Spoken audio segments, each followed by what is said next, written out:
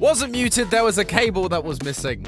There was a cable that had unplugged during, as you might be able to see, my room is a little bit of a mess right now. I'm doing some sorting, and so the cable fell out. Apologies. Hello, everybody. Welcome to the stream. It is good to have you with us on this wonderful Saturday evening. I hope you're having a good day, good start to your weekend, all that good stuff. Today we are going to be doing some, we're just going to be chatting. Basically, we're doing a just chatting stream.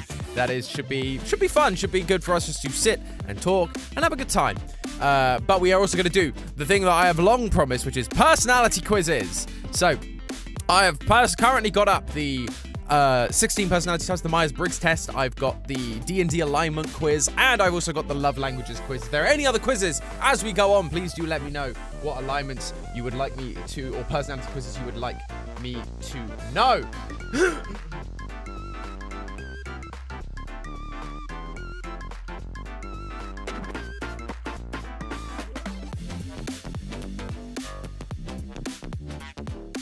Can we do some pre-stream things? I don't know. Because that would involve me having to edit stuff, and I don't have that time or capacity right now to do that. Maybe at some point I will, but I basically hit the go live button, and we go live. And that's kind of how it goes, because that is what I have access to. I don't have access to a ton of fancy footage or editors or anything like that, like some of my friends do. Maybe one day I'll get to that point.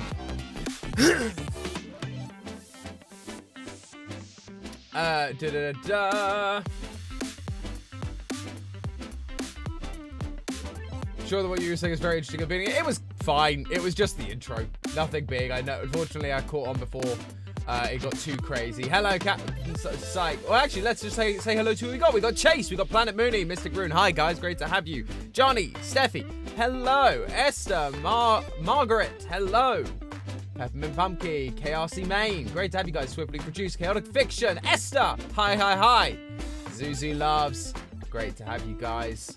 Captain Psych, as I've already said. Great to have you all with us today. Sabina, hello. Thanks so much for tuning in. Join the Hufflepuffs. I believe last time I did the test, I was a Hufflepuff, but I'll get that one up now. House quiz. But yes, I believe I was a Hufflepuff last time. But yes, do the Winnie the Pooh pathology test. What is the Winnie the Pooh pathology test?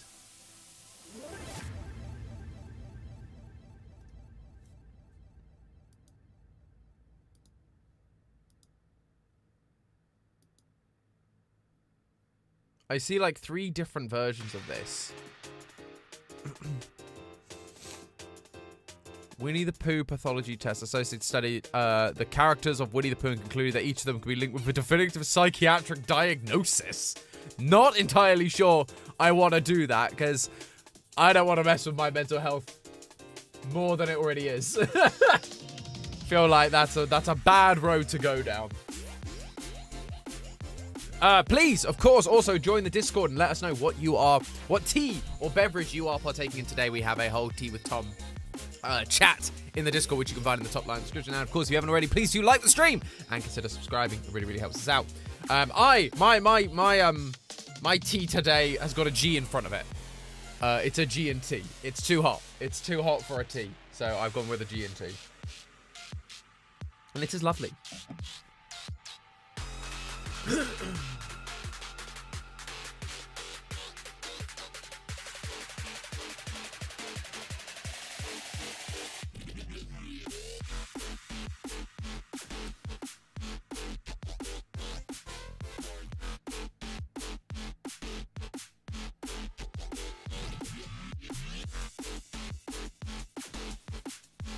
Well, let me just switch over 1 second. Let's just switch over to the... This is like my intro slide.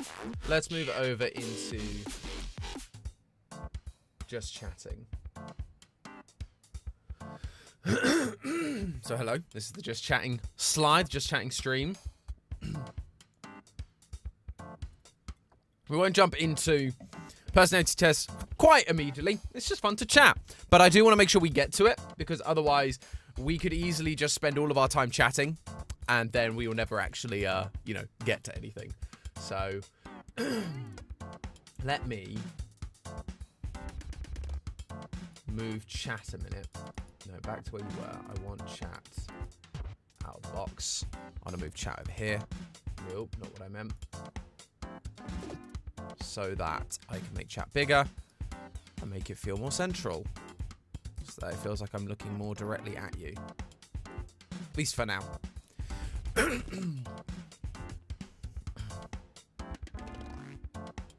Who will be Hydration Master? Yes, we need a Hydration Master. Got Lipton Iced Tea. Good one. Good job, Johnny. Yes, Planet Mooney, please.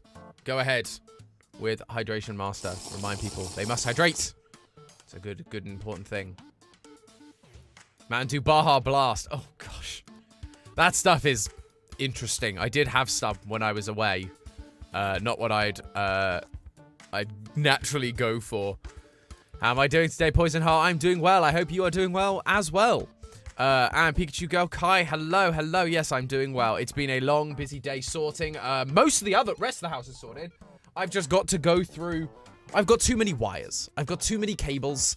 I need to buy some cable management systems that aren't just the big one that's behind that curtain. There's a big one behind that curtain, which is great for things like XLRs and jack cables, but I need one for all my little cables. I've got far too many little cables, so I need to buy some cable cases to store things in.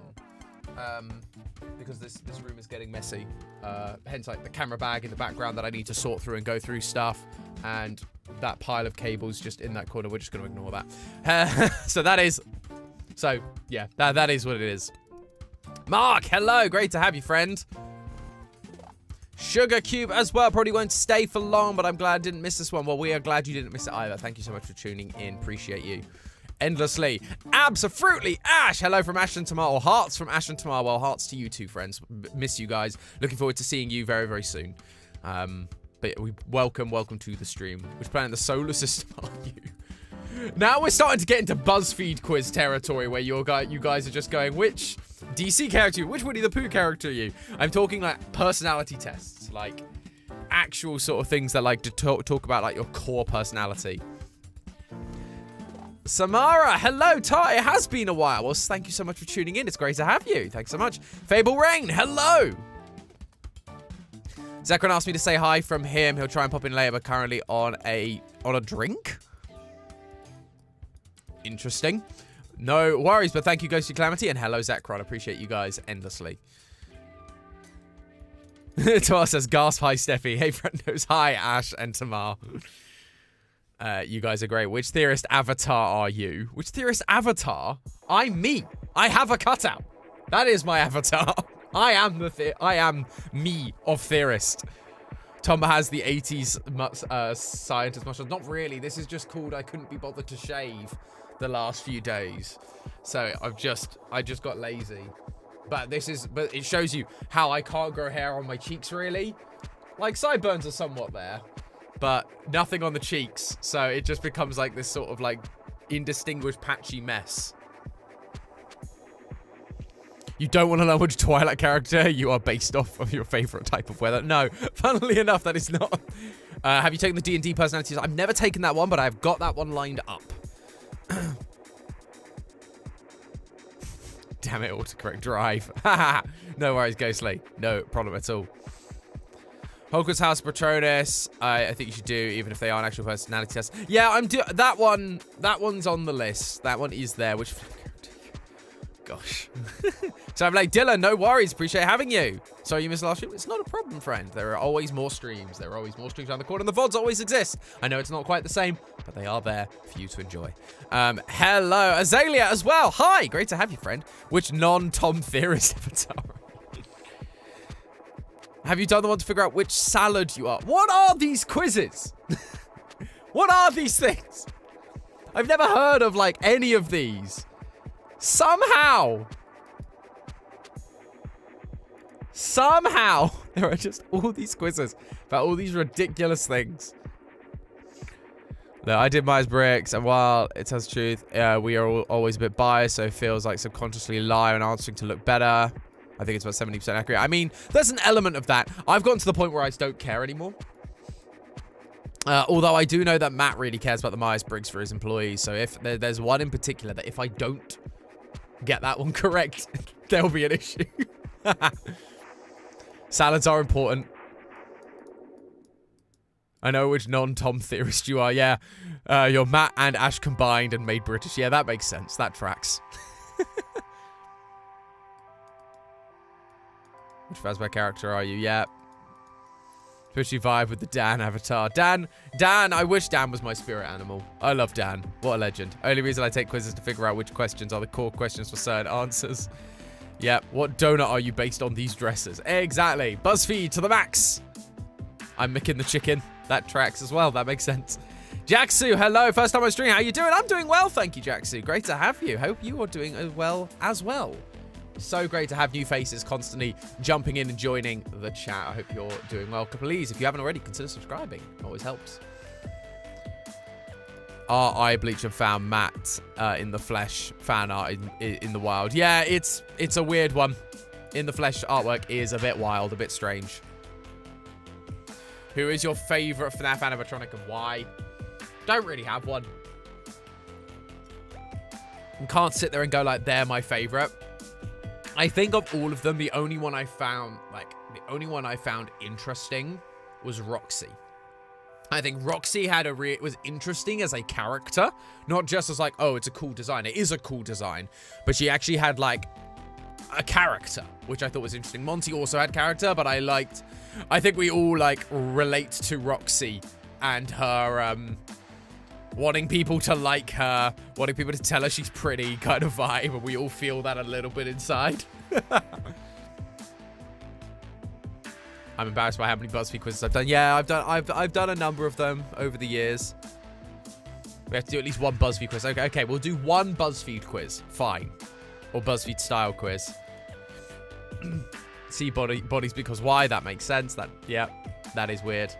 It'd be cool if you did Smash. No, I'm not doing Smash. Jacksepticeye already did Smash and Pass for FNAF characters, so it doesn't feel right for me to do that one as well. And I think Dan did it as well. I think Dan. Oh no, he did a tier list, and it ended up kind of being Smashability, which was strange.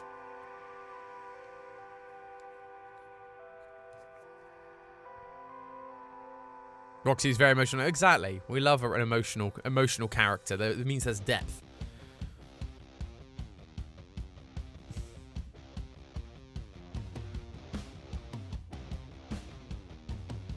So, yeah. So I'm against using them for... I'm really against using them... I agree with you, Swifty. I'm against using them for interviews. But I think when you have employees, it's really helpful to understand how everyone operates. Just because it means that as a manager, if I understand what your personality type is, I understand how you're processing information and how I can best help you understand if there's an issue or if I need to teach you something. I then have an understanding of how to communicate that to you based on your personality type. Because if I talk to you how I would learn something, that might not be beneficial to you because your personality type might dictate that you look at the world differently. So it allows me to go, okay, this person, let's say you're more logical versus, there's a logical and feeling, or in like, brains versus feeling. So if you process things more via brain, more via just thinking and thoughts than you do via feeling, me coming to you with an emotional response saying, like, I don't know what, but if I'm coming to you with an emotional response, it's not going to help you learn anything.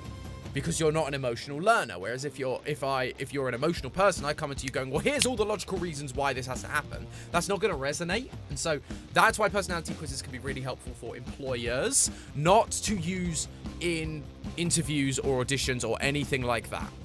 I agree, not good for interviews, but good once you're already employed. And again, it's not to go, oh, you're this personality type, you're fired. No, absolutely not. But to help understand how to better manage your staff is helpful. Which pizza topping are you?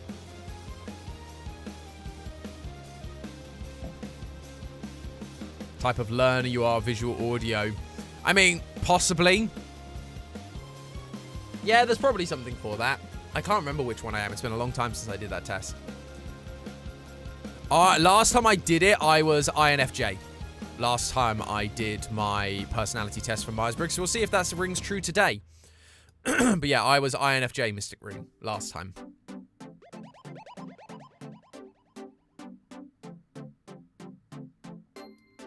If we're doing Smashability, wouldn't Toy Chica and Glamrock Chica be at the top? Yes, they always end up at the top. That and sometimes Mangle for reasons.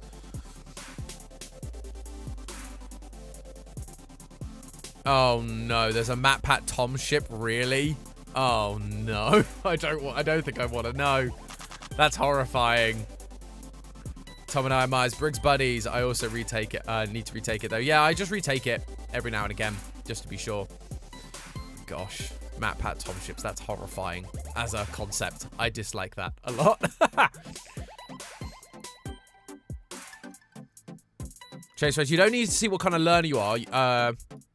No, yeah. So you've got visual, so you're taking part of what I've said and not the full picture. So you're right about what type of learner you are. If you're visual, audio, tactile, yes, that's a different thing from Myers-Briggs. But Myers-Briggs shows you the personality type of the person, how they might view the world, and so it's good to know how to then approach the subjects or help educate them in a way that is going to resonate with their personality type. Not necessarily going to go, oh, well, they're a visual learner, so I'm going to do stuff with them visually. But if you're more, there is like, the F, there's more feeling and there's more, I forget what the other one is in the Myers-Briggs, but it's F and something, it's feeling and something else. And so again, coming to you with an emotional response, if you're not a feelings person, isn't going to get the required result out of you, because that's not how you read or resonate with the world.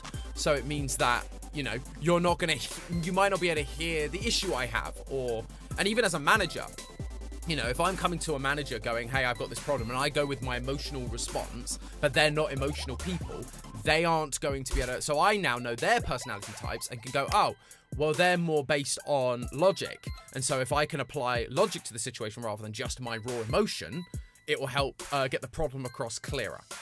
That's what I mean by like helping people, like in that to help teach people and help educate people. It's less about physically how you do like the teaching elements and more how like the actual teaching elements and more how you relate to the person involved.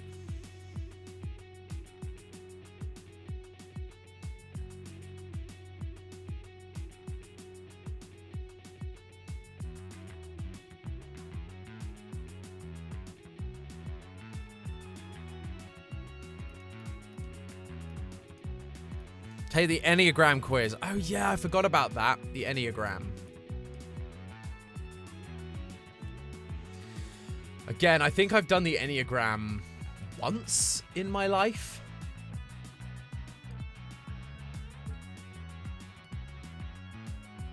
See if it loads. I'm trying to get it to load right now. Okay, that's loaded. Great.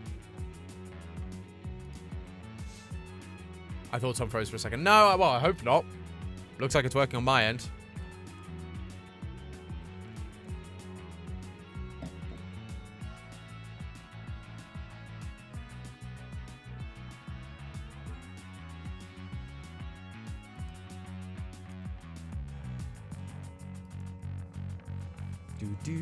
Don't think I've ever taken Myers-Briggs. I'm always keen to do them. Yeah, they're always worth doing. I think, again, it's sometimes just useful just to understand yourself. I just put it away, but I actually had these personality cards. There are like 80 personality types that people can have on these cards, and it's really interesting. Everyone has like 16 core cards. Really interesting stuff. I did it through therapy. Really, really great tool to understand like what's going on when things are happening around me.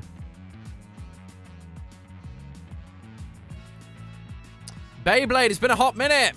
I've missed hopping on. How's it going? It's great to have you, Beyblade. Thanks so much for tuning in. Missed you. Expectations. Expectation. Great to have you, friend. Just seen your name pop up. Hello, hello.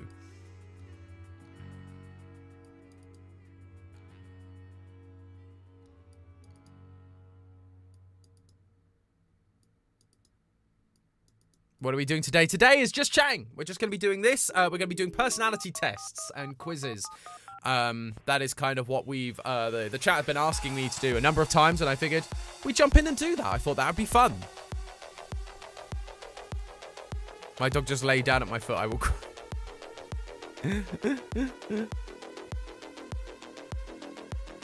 Hello, Costin. Hello, hello. Great to have you, friend. True Dragon God. Oscar, hello. Great to have you as well. Hope you're all doing well.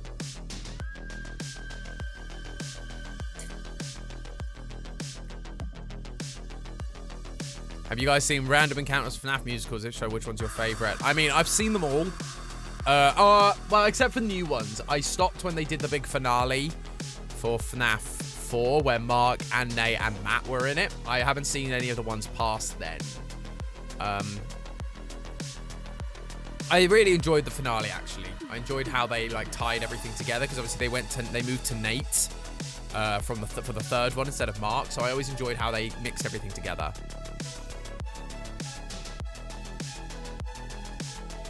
Ooh, Tom with the fancy glass. I mean, it's just a G&T. It is a an orange G&T, I think. I forget what kind of flavored gin it's got in it, but it's nice. Again, it's tea with Tom, so you gotta have tea, but it's just a G&T.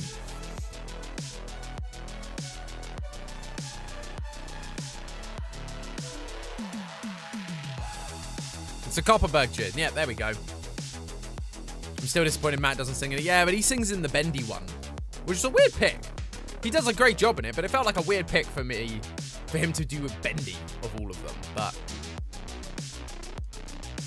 Random Encounters is supreme. I love Random Encounters. I also really enjoy, but I enjoy the Stupendium a lot more these days. I still enjoy Random Encounters, but I love Stupendium.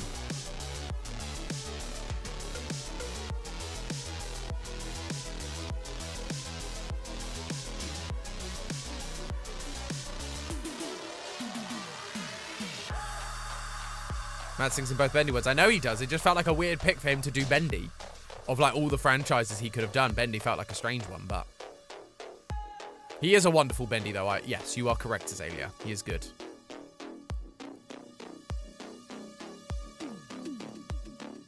Recently reread Macbeth. Wow, I haven't done that since high school. I always enjoyed reading Hamlet. That was one I enjoyed reading. Maybe excuse from having TV at 6:30 a.m. and I don't want to get up. I mean, that's probably fair. Anyone seen Spider-Verse? Yeah, it's fantastic. It's a fantastic show. You can find out if you follow me on Twitter. I occasionally post thoughts and feelings out there. Just at Dapper Mr. Tom. Basically everywhere. But yes, love Spider-Verse. It was fantastic.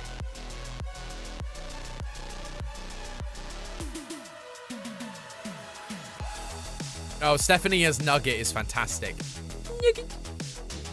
She is the best Nugget. No one can do a Nugget like she can.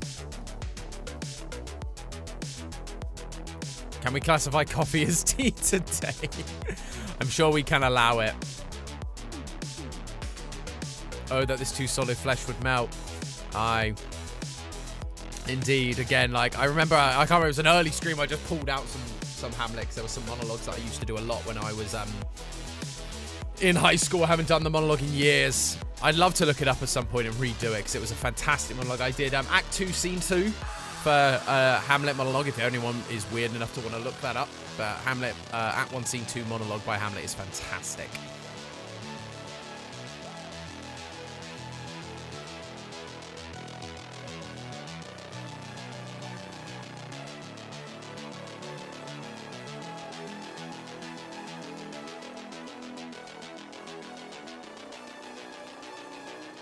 Don't provoke British rights for drinking tea. I have water at the minute. Okay.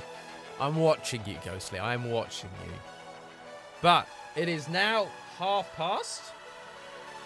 It is past. So let us jump into some of these personality quizzes and see what we can do. Let me know if can you guys read these? Because I'm aware that they might be a little faint. And I can do some things to help. Or they might just be, it's more just like, is it too small? Because you might need to zoom in a bit. Yeah, that's what I figured. And but also, because we're on the half hour. To hydrate. Right, how do I zoom in on Google? I forget how you zoom in. Here it is. Is that better?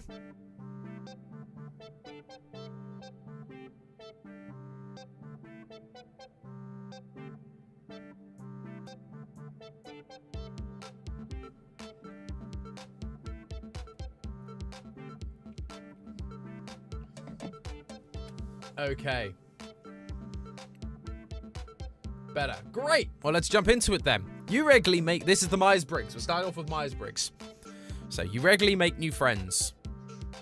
I mean, depends on the circumstance, right? If you throw me into a room with people for long enough, I can make friends. But typically, my answer is probably... It's not quite like no.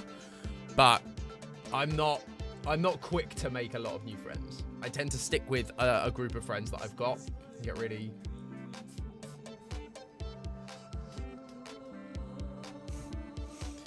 You spend a lot of your free time exploring various random topics that pique your interest. Not really. Like, it's not quite... It doesn't feel like it's quite here. It's probably about there. Like, there's the odd occasion I get, like, a burst of inspiration. And then I'm like, I just need to look into this thing. But on the whole, no. Hello, Akira. Great to have you, friend. Seeing other people cry can easily make you feel like you want to cry too. That is somewhat agreeing. Like, I'm not a full empath, but if someone else cries, it is the kind of one of the triggers that can make me cry, depending on who the person is. You often make a backup plan for a backup plan. Yeah. Again, that's not super strong. Not a load of the time, but I tend to have a backup plan, then I go, and if it's not that, it's going to be this. Might actually be a bit stronger then. Now that I'm thinking about it, because I'm going, yeah.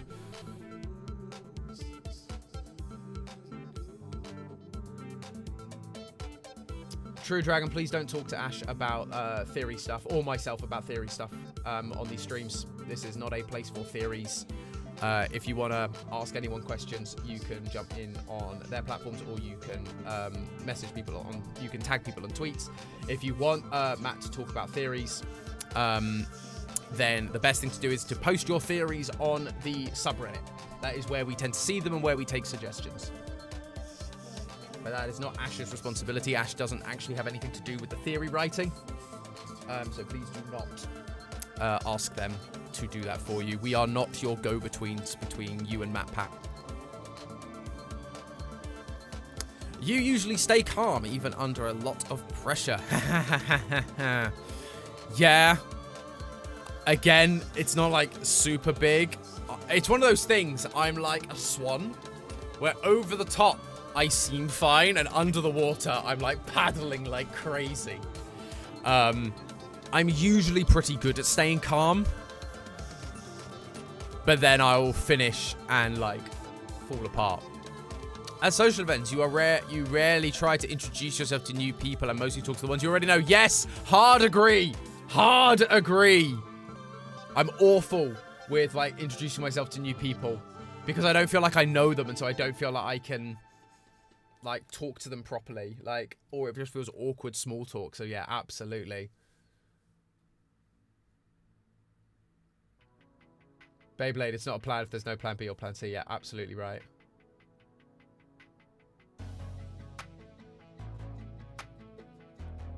Was this frozen? I think my chat might be broken. Is my chat broken?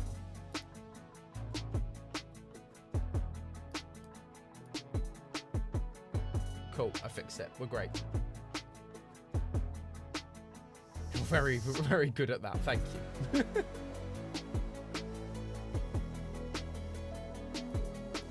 You prefer to completely finish one project before starting another. Yes, hard agree.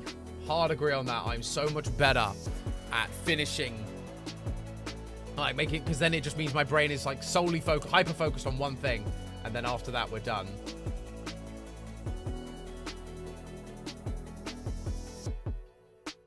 How many times has Tom's chat broken each stream? I mean, this one seems to be working. The one actually on screen seems to be working, which is great. That often doesn't happen. Are you very sentimental? No. Like, not... I wouldn't... I don't think I... The problem is a lot of this is like... I'm a lot of these things, kind of. I'm not very... probably there, actually. I'm not super sentimental. There's like... Again, there's the odd thing where it's like... like this one thing is like the sentimental thing, but like very few others. Like we've just been doing a massive clear out, and I'm very good at just throwing things away. Right, to organizing your tools, schedules, and lists. Yes! Give me a list. Let me organize. Please, please, please, please, please. Even a small mistake can cause you to doubt your own Yes! 100%. Oh my gosh. If I mess up with a theory, my entire ability is put into question. The reason I'm in that job, I go, oh my gosh, no, I'm clearly a failure. I clearly cannot do this job. Oh, so yeah, that's 100% me. Are you okay, bud? I'm fine. I'm fine. You feel comfortable just walking up to someone you find interesting and striking up a conversation? No, not quite a hard disagree, because if there's someone, like, you know, again, I've been in situations where I've had to introduce myself to YouTubers who I've either known about or admired. And so in those situations, I can force myself to go, this is going to be interesting and this is going to be good. I can do that. But on the whole, nah, bruh.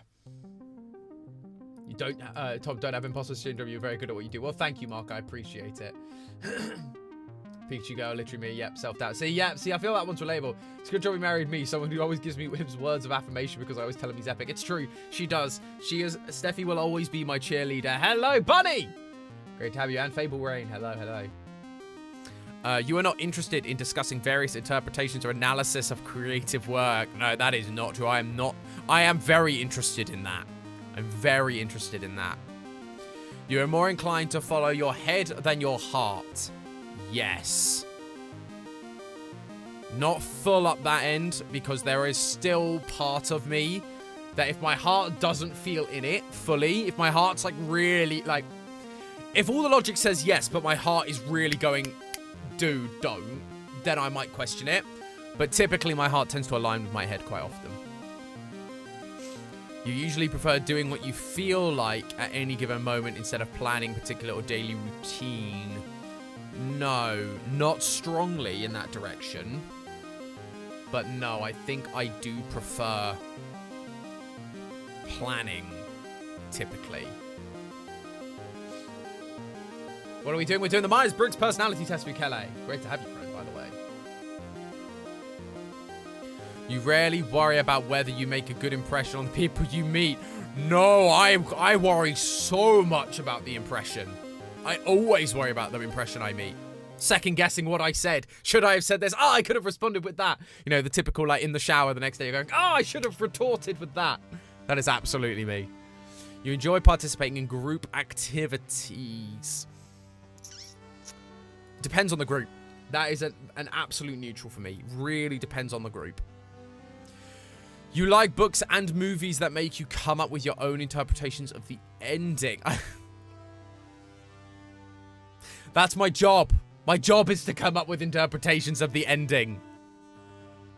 I mean, yeah, on the whole, it's interesting to think about what it means. That's why I like La La Land. Your happiness comes from helping others accomplish things than your own accomplishments. 100%. 100%. If I get colleagues going to what they're doing and helping them achieve their goals, I am like, or people in work that I'm like managing or helping oversee, I'm like, yes, if you achieve your things, I'm like more for that than my own success. Yes, you can. You just type, it's 6personalitytest.com/free personality test with hyphens between free personality test. You're interested in so many things you find it difficult to choose what to try next. Yes, absolutely. I love music. I haven't played my guitars properly in ages. I love gaming. I love writing. I love movies. I love, you know, writing TV shows. I haven't done that in a long time. There's a lot of things I really wish I could do more of, but there's just so many things. I used to love drawing back in the day. I love doing Photoshop stuff, editing. You are prone to worrying that things will take a turn for the worse. Yeah, I tend to be a bit pessimistic. Not super pessimistic. Again, if my brain is able to tell me that it won't be. But you avoid leadership roles in group settings. Absolutely not. If leadership is necessary, I jump in. It's probably not as strong as I made it there.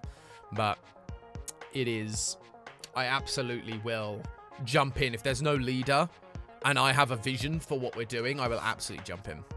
You are definitely not the artistic type of person. What do you guys think?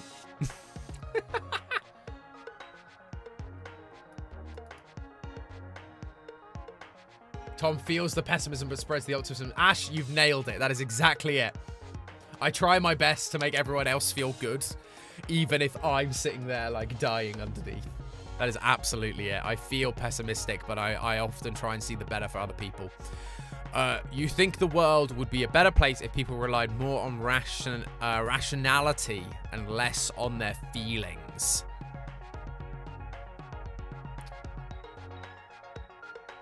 Yes, to a small degree.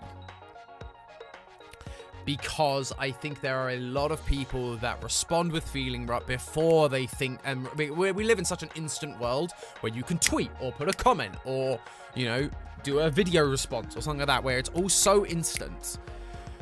And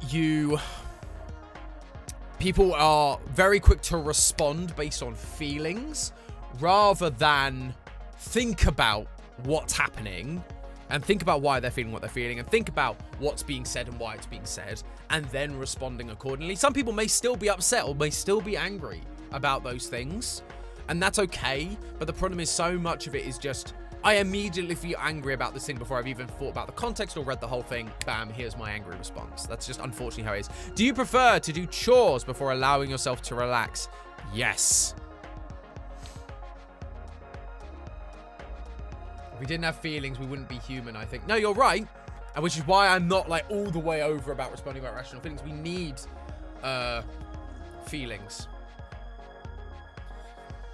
You're religious, right? I thought you'd be really into feeling-led discussions or decisions. I mean, yeah, some people are like that, but like for me, I've had like, I can talk about experiences I've had and I can look at the logic of my church or my personal belief and my personal faith, and I can see the logic in it. So it is still a rational thing for me. It is not just about, there is a feelings element, but it is also down to rational thought for me. Feelings are messy, uncomfortable, difficult to understand and interpret. And that's the other thing. It can be really hard, and it means you're being torn in a lot of different directions. And it's how you can often feel contradictory, even in yourself, because you feel like it's a gut feeling about certain things, and that can change on a dime, whereas logic remains consistent, and I like consistency. You enjoy watching people argue? Oh, hell no. Hell no. Get me, if someone argues, I remember I was in a meeting once and I've either like turned my camera off, I've literally taken my headphones off. I was so uncomfortable listening to an argument. And that's not at this job, by the way. Former job, I should say. You tend to avoid drawing attention to yourself. Yeah, I'd agree with that. I tend to be, probably not, like, because again, I'm a theatre kid, but I tend to, like, in normal settings, I tend to be like, don't notice me, don't ask my opinion, let's just keep moving. Again, unless I'm like, no, we need a leader and I have to step up.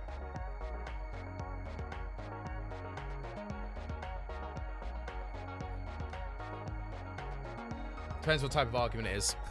That's fair. Your mood can change very quickly. Yes. If I'm in a good mood, but then I get like something negative happens or something bad happens or something like that, it can immediately just ruin my entire day so easily. You lose patience with people who are not efficient as you. No. Like, there are some frustrations with it, for sure.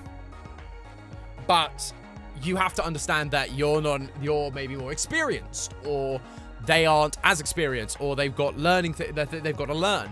And so actually I prefer teaching people to help them become more efficient rather than trying to make them more efficient, rather than being annoyed that they're inefficient. You often end up doing things at the last possible moment. Absolutely not. No. I prefer doing things further in advance. You have always been fascinated by the question of what, if anything, happens after death. There you go. There's the religious question. You've been fascinated. Yeah, of course. I mean, fascinated in the sense that I think that, you know, as someone of faith, I think that I understand some level of it. But you usually prefer to be around others rather than on your own. Disagree. Small disagree. If I'm with people I like, This is the big thing. If I'm with, like, really good friends, I love it. Like, I miss my colleagues from the US. I've missed when we've been able to hang out together. That's been really fun. And so being on my own like this really sucks. But from a work perspective, but actually I really value my own personal time and having time to myself to unwind. Yes, depends on the people I'm with. It's exactly that. You become bored or lose interest when a discussion gets highly theoretical. Could you all imagine if I said yes to this? Could you all imagine? It would get clipped and sent to Matt so fast. No, actually, no. Theoretical discussions are interesting. I'm not going to go all the way, because there are some times when I'm like, but you find it easy to empathize with a person whose experiences are very different from yours. Some kind of agree. Again, it really, really depends. Like, the circumstances... There are some people who have had very different lives to me, and I can empathize with the ideas, or sympathize with the ideas, and I can kind of empathize, but obviously there does come a point where I just cannot empathize anymore because I've never lived that experience. If someone, someone of a different race to me, I can see the hurt around, and I can understand, and I can somewhat equate it to hurt in my life, maybe, but it's never going to be to the level that they are. And it's never going to, I'm never going to be able to fully understand the depth and the level of it at all. Like, it's just never going to work that way. You usually postpone finalizing decisions to the last possible moment. Nope, I want to get decisions made. Yeah, no, I put it there. There's the odd time, so I can't go fully, but I very much like to have decisions made, and let's get it going. All this focus on empathy, how to roll. Poison, I'm going to assume you are not an empath. You rarely second-guess your choice you have made. Nope, I am always second-guessing everything I do ever. Constantly. After a long, exhausting week, a lively social event is just... No. If I've had a long, busy week, I need to lock myself away. Lol, second-guess hard, disagree. Maybe. No. I mean, you've already seen how many times I've got up and gone, oh, no, I'll actually change that a little bit. Yeah, I always have that buyer's remorse. Always. Like, is this the right size? Do I actually like it? Always. You enjoy going to art museums? No, not really. You often have a hard time understanding other people's feelings? No. I kind of understand the anxiety. I need to know I did something right. It's exactly that, Mystic Rune. You like to have a to-do list for each day? Yes. Sometimes it's nice to have some free days, but often, yeah. You rarely feel insecure. You avoid making phone calls? Yes. I adore museums, just not art museums. Art museums, like, kind of take them or leave them. You often spend a lot of time trying to understand views that are very different from your own. Yes, absolutely. Because everyone's got a different walk of life. Like we just talked about faith and stuff. People have got a different view on that. And even people within faith have different responses. NC's art museum is also maybe we can change your mind. Maybe you can. I didn't go to the art museum in NC. I went to the science and the history museum. I didn't go to the art museum though. Art museums were ruined for me by doing GCSE art. Because my teachers, I just saw the idiocy that is modern art in a lot of ways. In the sense that, like, there was just a mirror on a wall, and that was considered an art piece. And I'm like, really? And then there was one where it was just squiggles on a page, and you could see that he'd whited over and started again. I'm like, it's squiggles on a page. How do you get this wrong? You all went to the history museum without me. War. Ash, we didn't know you at this point. I didn't know you. So, for clarity to what Ash is talking about here, I went to the US for a month last year. Ash had only just started, and it maybe started the week I arrived, but the first week I was there was vacation time. So I was just on my own. We were just exploring NC, and then 3 weeks I worked in the theorist office. That is when I met Ash for the first time, and we weren't as fast friends as we are now. So that, Ash, is why I didn't go to the museum. I went to the museum without you, because I barely knew you existed. Could have bonded, though, just say it. Fair point, well made. Fair point, well made. In your social circle, you are often the one who contacts your friends and initiates activities. No, rare, sometimes, but not often. We bonded at Disney. We did bond at Disney. If your plans are interrupted, your top priority is to get back on track as soon as possible. Yes! Absolutely. Oh, I can't stand when my plans are, like, interrupted. You are still bothered by mistakes you made mistakes I made a long time ago. Yes, that bothers me greatly. You rarely contemplate the reason for human existence or the meaning of life. Yeah, no, that's true. I rarely contemplate that. Your emotions control you more than you control them. This is a hard one, because this is literally why I went to therapy, was so that my emotions wouldn't control me. I really don't want my emotions to control me. I control my emotions, and that's what I'm aiming so tirelessly to do.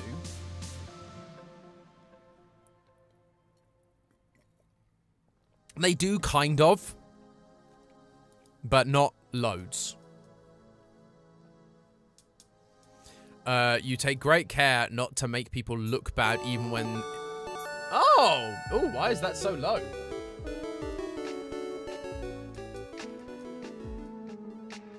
Thank you for the $20 super chat. Just hopping on to say, today on Tea with Tom we are totally traveling to trails taking us timid time users to tremendous tales of Tom's tea time intrepidly taunting the tyrannical treachery of trees.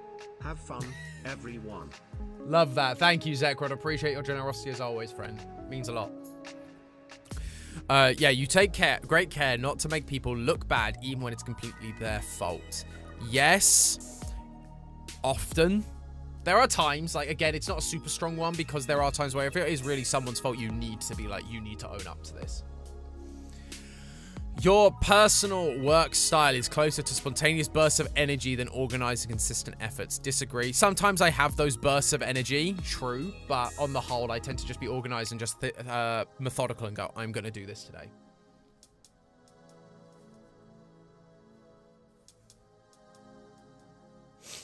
When someone thinks highly of you, you wonder how long it will take for them to feel disappointed in you. Yeah, a little bit. A little bit. I'm like, how long will this last? That's sadly true. I was A, by the way. Oof. Swiftly. I feel you on that one. You would love a job that requires you to work alone most of the time. No, actually, really strongly disagree. I think there is an important balance of working alone. There are times like when I've been, like, I obviously only go into the office when I'm flown out there now these days, but I wish I could be in the office more and work with people more, because I miss a level of social interaction that I have working 24/7 on my own. I still think there'll be days where working from home is going to be more productive and more efficient, but I need that. I do actually find that I need people around me to help me, but with work, particularly to help my work mood. You believe that pondering abstract philosophical questions is a waste of time? No, I don't think that. You feel more drawn to places with busy, bustling atmospheres than quiet, intimate places? No, absolutely not. You know at first glance how someone is feeling. I can usually tell something's up. I'm not normally sure what they're feeling. I should get therapy. I'm not going to get therapy, but I should. You should. Everyone, I think everyone should get it, even if you don't feel like you need it. Even going for 1 or 2 sessions can be really insightful. You often feel overwhelmed. Yeah, sadly, I can often feel overwhelmed. You can complete things methodically without skipping over any steps. Yes. Not always, because it just depends, but often. You are very intrigued by things labeled as controversial. No, not really. You would pass along a good opportunity if you thought someone else needed it more. Ooh. This is where you get into that, oh, I'm doing this publicly. Pass on a good opportunity if someone else needed it more. Depends on the opportunity. Really, really depends. The honest answer is probably not. The honest answer is probably not, because often we've talked about some of my feelings and like my lack of security. So if a good opportunity comes up, chances are I'm going to take it because it's that sense of validation that I sometimes need. So that is why. You struggle with deadlines. No, absolutely not. I'm great with deadlines. Often, if I miss a deadline, it's because there's too much to do or there's other things taking up my time. It's not because I am bad at organizing myself. And that's what that question's asking is, are you bad at organizing yourself, really? And no, that's not true. I can meet deadlines if I can be like uninterrupted and have my plan. But if unexpected things also come up that eat into my time, that's how deadlines get missed. You feel confident that things will work out for you. Not often. INFJ. Told you I'm still the INFJ. I am still true to myself. We thrive on deadlines. We do, Ash. You get it. There I go. I am the advocate. Advocates are quiet visionaries, often serving as inspiring and tireless idealists.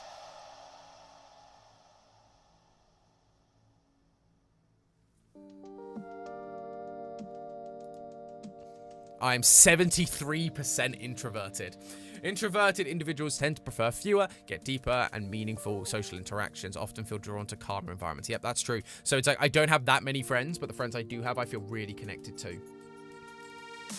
I am 6. So this is the one that Matt feels is really important for writing the theories we write, is being intuitive rather than observant. It's about how you, because it's like here, intuitive individuals are very imaginative, open-minded, and curious. They value originality and focus on hidden meanings and distant possibilities. They piece together information and extrapolate what that could mean, rather than just going, this is what this is, and so this is, like, this said this, and so therefore it is, which is what observant is. I am 57% feeling. That makes sense for me. Feeling individuals value emotional expression and sensitivity. They place a lot of importance on empathy, social harmony, and cooperation. Agreed. 88% judging rather than prospecting. So what was that other one? Sorry, rather than feeling? Thinking. Yeah, that's what I was talking about, the feeling and thinking stuff earlier. The brain stuff, how you like process information. Judging individuals are decisive, thorough, and highly organized. They value clarity, predictability, and closure, preferring structure and planning to spontaneity. 100% me. That is absolutely true for me. And there we go. I'm less turbulent. Last time I did this test, I was 94% turbulent. So I'm less turbulent. So there we go, Matt. There's some improvement for you. He was concerned by the fact I was like 94% turbulent. Turbulent individuals are self-conscious and sensitive to stress. They feel a sense of urgency in their emotions and tend to be success-driven perfectionists and eager to improve. 100%. Therapy helped, yay. Indeed it did. No, we're not going to send my results. I remember this. What's the time? So we got all of this. So you got introduction, you got all your strengths and weaknesses. There's a lot here. So I'm probably not going to go through all of this. Because you can look up what the, if you're really interested to find out more about me, you can probably look up the INFJ and see what their strengths and weaknesses are. But creative, insightful, principled, passionate, altruistic. The weaknesses, though, is sensitive to criticism. Hell yeah. Reluctant to open up. Kind of. Perfectionist. Yeah. Avoiding the ordinary. Yeah. Kind of prone to burnout. Yes. Yes. What's career paths? I'm intrigued. You're due to work for Theorist. Long to find a career that aligns with their values and their dreams. Yep. That makes sense for me. Cool. So, next test. The one that has been very, very heavily requested. The D&D alignment quiz. This one was very, very requested. So we'll see what happens there. BuzzFeed quiz swiftly will be the last one we do. We'll finish on a BuzzFeed quiz. That'll be the plan, I think. Slight zoom more. Jeepers. It's at like over 200% right now. Okay. So, here we go. Family elders are expressing disapproval of you to the rest of your family. So family elders are expressing disapproval of you to the rest of the family. Do you accept the criticism and change your ways? Seek a compromise with them? Besmirch the reputation of those expressing disapproval as you ignore their scorn? Silence them any way you can. Is this really the personality quiz? This feels very strange. Besmirch their reputation of those expressing disapproval as you ignore their scorn.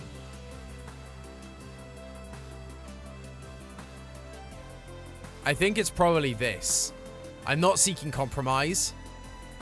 If someone like disapproves of me, I'm going like, no, see where I'm coming from. Would you give up a promising career to aid a family in time of need? Aid the family in time of need. Yes, with some reluctance. I think that's fair.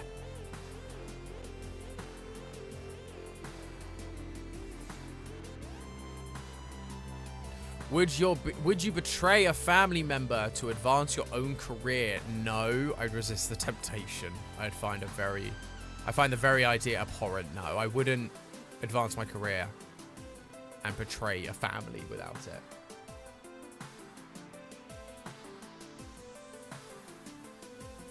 Things I should go to therapy for: my absolute lack of connection with emotion, bouts of hyperfocus, lack of focus, dissociation episodes, and something I desire to be a pebble in a river.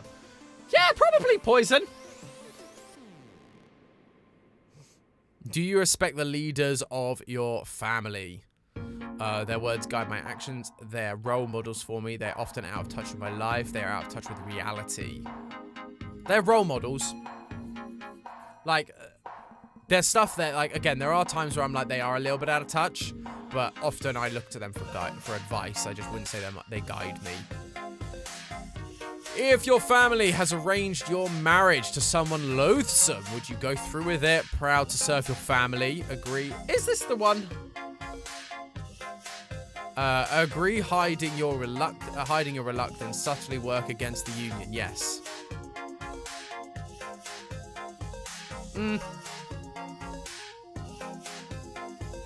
Actually, no. The thing is, honest truth, I'd have probably agree. If I now think back to it, think about, like, if I think about it, like, when I got married, that age, if they had just said, yeah, we're doing this, I'd have probably just ended up going along with it. I was very under the thumb. You're estranged from a family member. On his deathbed, he seeks reconciliation. Do you speak to him but hold your ground? Refuse to speak to him. Discuss your estrangement openly and without rancor? Actively seek reconciliation. I think I discuss it without rancor. Rancor? I don't know how to say that. Actively seek reconciliation, heed his dying words. I think it'd be open discussion. A powerful but corrupt judge offers you wealth if you testify against your friend. Do you take the money and testify but try to keep your testimony ineffective? Condemn your friend and take the money. Refuse an offer and refuse to testify. Testify on your friend's behalf no matter the consequences. If it was my friend and I felt like they were actually in the right, I would testify for them, not against them. Do you become close to friends or hold most people at safe distance? I have some close friends. Have you ever betrayed a friend? Have I ever betrayed a friend?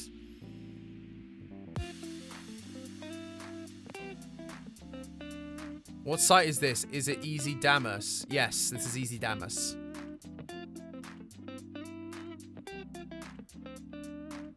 Have I ever betrayed a friend? I think the answer is probably. Like, I can't remember. How do you view lifelong commitment to a single romantic partner? I have or want such a romance. I do. I was going to say stuck with Steffi then. I'm not stuck with Steffi. I love Steffi and I'm happy to be tied to her. Do you insist on repayment when lending money to friends? Yes, but I try to be flexible about the terms.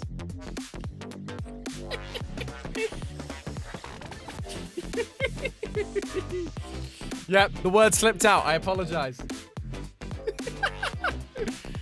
Are you still in touch with childhood friends? No, I move around. Actually, no, that's not true. I am. Yes, we tried to keep in touch. My best friend from childhood is actually was my best man at my wedding, and I'm still friends with him. And godparent to his kids. Do you donate time and money to improve the local community? I don't have enough time and money to spare. That rings true. Your community is threatened with invasion. Do you help defend it with your last breath? Defend the area with the rest of your community? Flee as soon as things look grim. Cut a deal with the enemy. No, defend the area with the rest of your community. I'm not quite probably to the last breath. If you were injured and required immediate assistance, would members of your hometown agree to help? Probably not, because I'm distrusted in my home. Definitely not. I made some enemies. It's not that I made enemies, it's just I don't know people. Generally well liked in my hometown. Like, I've got people that like me. The Dapper Kingdom would fight valiantly. That's a good point, Chaotic Fiction. The Dapper Kingdom would absolutely fight valiantly.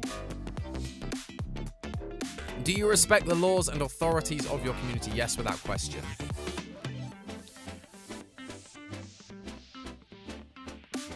Do members of your hometown shun, avoid, or mock you? Yes, their small minds can't handle anyone outside the norm. Some do, because I don't always fit in. Yeah, that was true. No, I'm generally seen as normal. No, that's not true. No, I set the standard for what normal is in the community. Would you stand for office or seek to represent the interests of the community in some public manner? To do so would be an honor I joyously accept. Of course, it is everyone's duty to do so, only if no one else could handle the job. Probably that. Your country is racked with famine. Would you share what food you had with others? Eat as little as possible for yourself and share the rest? These two are very similar. Steal what food you need to survive. Steal as much food as possible and sell it back to the community at a high price. These two feel very similar. Share what food you have with others. Probably. Eat as little as possible for yourself. But are you just saying you're not going to eat anything with that one? If offered enough money, would you slip a poison in your king's drink? No, although a vast sum of money would tempt me.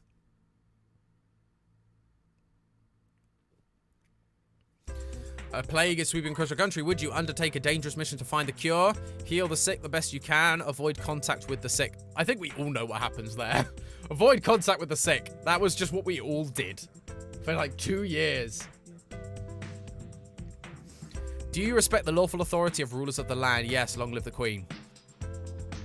Rest in peace, Your Majesty.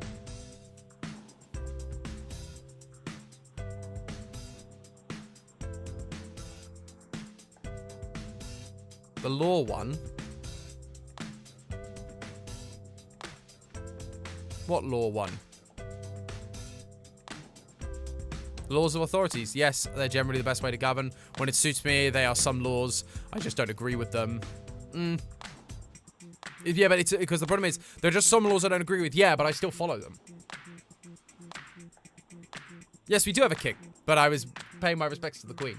Yeah, like, don't pay attention to the authorities. They've not, like, no, no, if there are laws and the authorities, then yeah, I follow that. Like, even if I don't agree with it, I still follow it. If you are offered a reasonably lucrative deal, would you spy for a hostile power? No, because I might get caught. No, because I never violate the trust of my nation. Then that my nation puts in me.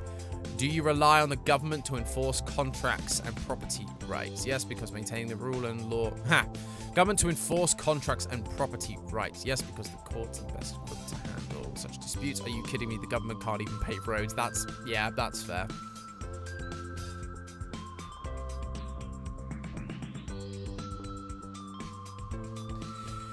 If imprisoned, would you injure or kill others to escape? Yes. Serves them right for locking me up. Yes, they knew the risk when they took the job. No, except for minor wounds that would heal easily. No, those guards are just doing their job. No, I wouldn't. I probably wouldn't. I'd just, like, be there. She is the Queen Consort. Yes. Camilla is the Queen Consort. She is not Queen to the same level as Queen Elizabeth was, because Charles is king. Do you accept a noble's right to treat badly the serfs who work on his hand? They're lucky they're not slaves. Yes, because sometimes they only fear them. No, nobles should rule kindly as possible. No one has any right to treat others badly, period. And facts. You have accidentally committed a crime. Do you turn yourself in and attempt to make restitution to the victim? Turn yourself in, throwing yourself on the mercy of the courts. Hide your involvement, lying if you have to. Try and pin the crime on another. Yeah, I'm probably the coward who is trying to just hide that I committed a crime and not confess. If guilty, would you confess to a crime? Oh, if you accidentally committed a crime. Oh, I'm seeing the difference now. Turn yourself in, throwing yourself at the mercy of the courts. Attempt to make restitution. No, if I accidentally committed a crime, then that. If guilty, would you confess to a crime? No, I'd make the magistrates prove me guilty. I try to prove my own innocence. Yes, because it might be a lighter sentence. Probably, yeah.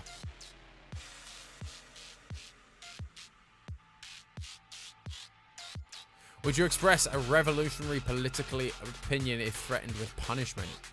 Yes, I'd rather be punished than remain silent. Yes, somebody's got to speak the truth. No, although I might privately express my opinions to friends. That's more realistic of what I'd probably do. While traveling, you witness an assault. You are ordered to testify. Oh, Poisoner, thank you for the $5 super chat, friend. Appreciate it. You are ordered to testify, which will delay your travel significantly. Do you? Sorry, Majesty, but it'd flee or switch sides in a heartbeat if it had the more favorable outcome, including spying or poisoning you. Sorry, Dapper King. Why does that not surprise me? Hello, Toothless! While traveling, you witness an assault. You are ordered to testify, which delay your travel significantly. Do you slip out of town at night to avoid testifying? Deny you saw anything. Remain reluctantly testifying and leave. Remain until the trial's conclusion. Remain reluctantly. Because I'd be annoyed that I'd have to be delayed, but I knew that I'd have to respond. Like, I've done that. I've been late to work because I witnessed someone a bicyclist get hit by a car. To help what is the best use of wealth? To help the destitute and the less fortunate, to provide the needs for friends or family, to stay on top of the heap yourself, not only to serve but keep others from climbing to your level. To help the destitute. You've got to help those that are in need. That will also include your friends and family, but it will also mean those in need. When confronted by beggars, do you give generously, give moderately, give only what you wouldn't miss anyway? $1 or $2 at most. Ignore them as you walk by. Sadly, I am an ignore them when you walk by, mainly because of the issues you can have by responding to people, sadly. Particularly if you're giving money, it can often feed bad habits, which is a shame. I find other ways. I've often and my father also taught me to buy a hot meal for someone. If you're like walking around, you're in a town, you can offer to buy them a meal, rather than giving them money to use for whatever. But my dad's also been very good. I've actually seen him do this with homeless people. He has asked them what they're going to use the money for, and if they lie to him, like, he's able to tell if they're lying, which is really impressive. And so he'll be like, are you lying to me? And often they come out and go, yeah, I'm going to spend it on drink. And so he's like, well, all right then, like, be honest with me and we can talk about it. By using magic, you could fool village merchants to thinking your copper pieces were made of gold. Do you? No, it's too risky. Those merchants have families to feed. Yeah, no, that's not fair. You have 2 job offers. One pays more, but the other is secure and steady. Which do you choose? Depends how much more. So if you're talking one's paying like 30,000 a year and the other's paying 30 million a year, take the 30 million, because even if you only work a few months, that could secure you for life. Definitely a lucrative job. Steady work sounds more, probably a lucrative job, although I'd look into a secure job. A secure job unless the other job was outrageously lucrative. There we go. There's the answer.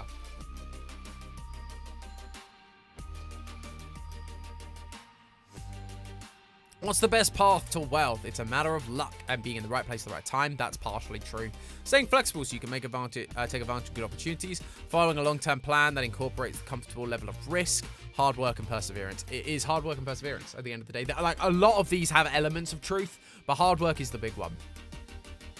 If you accept a job or contract, would you try to finish the task even if it got too much, or if it got much more dangerous? Yes, my word is my bond. Yes, because it's good to have a reputation for dependability. You can bet I'd be renegotiating. Probably this one, because it's good to have a good reputation despite it sucking. What is my alignment? I am lawful good, everyone!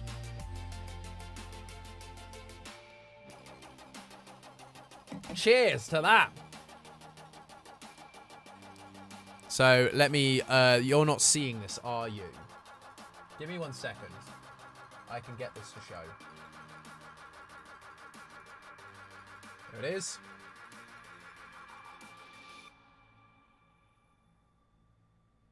You can see it. There I am.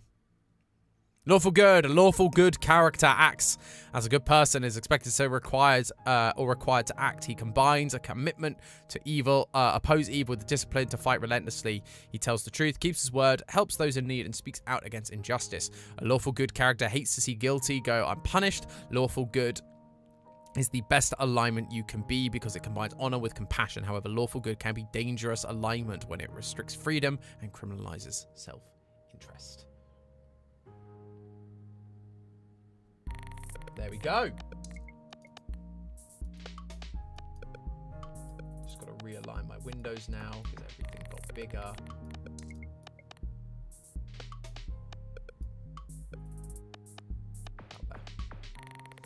So there we go. Lawful good. Moving on. Yeah, let's do this one next. This is the one I've got lined up next. This is called the 5 Love Languages.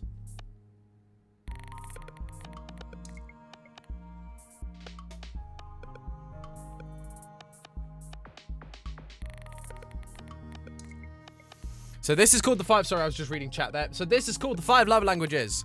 I highly, highly recommend this test. I've used it a lot. Steffi and I have used it a lot. And it's useful as well, even if you're in a long-term relationship. You go, I understand what this is. I understand what I am. Love languages change. It's not like personality types where they tend to be relatively consistent. Obviously, personality types can also change depending on your environment, blah, blah, blah. But love languages change a lot. So, for example, I used to be high words of affirmation. But then I married Steffi. And Steffi gives me all the words of affirmation all the time. And so words of affirmation actually became less of an important love language to me because I was getting it all the time. So I didn't feel like I needed that to feel loved. So it's a very, very, very good test to take to just understand how you receive. And also the other thing is like giving, when you're like trying to show love to someone else. Because the thing is, a lot of people will give love in the way that they wish to receive love. So for example, if someone really likes gifts, they often give really good gifts. But there's no point in that if the other person doesn't feel loved by receiving gifts. If they prefer like quality time, then giving them a gift isn't going to give them quality time. So it's learning what you like to receive love in. And then I've gone, like Steffi and I did know each other's love languages. Obviously we'll find out if I've changed at all. But we know each other's love languages. And so I know that she is a big words of affirmation person. So despite my protest, I write cards. I hate writing cards. I think cards are a scam. But I write cards because it's a good way for me to do words of affirmation for her. And that means more to her than any gift I could give her. I do give her gifts, just to be clear. But it means more than any gifts I could give her. But even though words aren't my love language, I know that's her love language. And so if I want to show her love, I can do that. That is what this is. What if the gift is quality time? Well, you can do that. But my point... Yes, Azalea, you are correct. But my point was more if you're giving a physical gift rather than just spending quality time. Yes, technically you can twist it to be that. Yes, you're correct. But let's have a go. I am an adult. I am in a relationship. Right, so this is now the actual test. It's more meaningful to me when I receive a loving note, text, email for no special reason from my loved one, my partner and I hug. That means more to me. Hug. It's more meaningful to me when I can spend alone time with my partner, just the two of us. My partner does something practical to help me out. Oh, that's a tough one. Because I do really like spending quality time. But I will say, if Steffi does something to help me practically, oh my gosh, it's like the best thing. So I'm not going to keep reading this because it's more meaningful when, every time.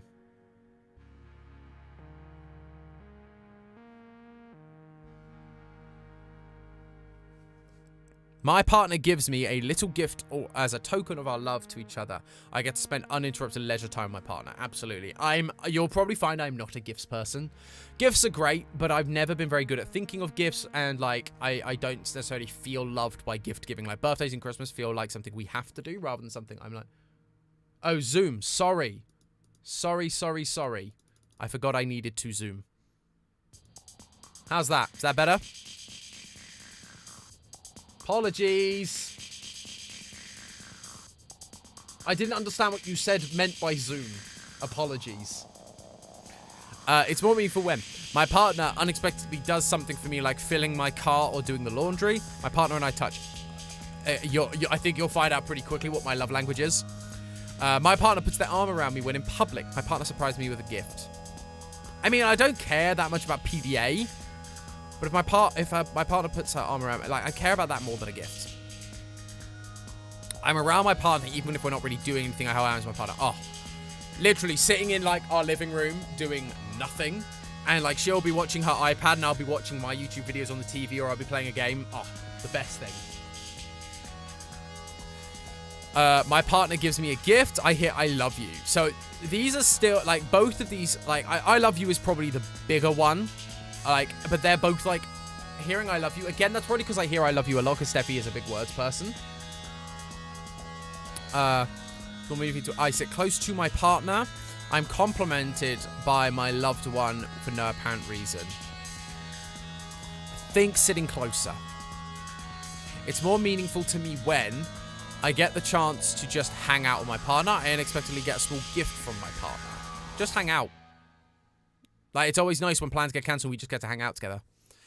It's more meaningful to me when I hear my partner tell me I'm proud of you. My partner helps me with a task. Now that, I'm proud of you, just to be, again, I'm not a words of affirmation person strictly, I don't think.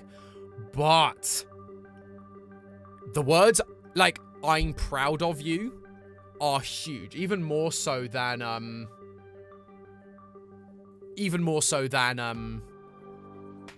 I love you sometimes. Like, I love you is good, and like in marriage and stuff like that, we find that, like, you know, love is not given, but like we know that we love each other, whereas I'm proud of you is like a big thing.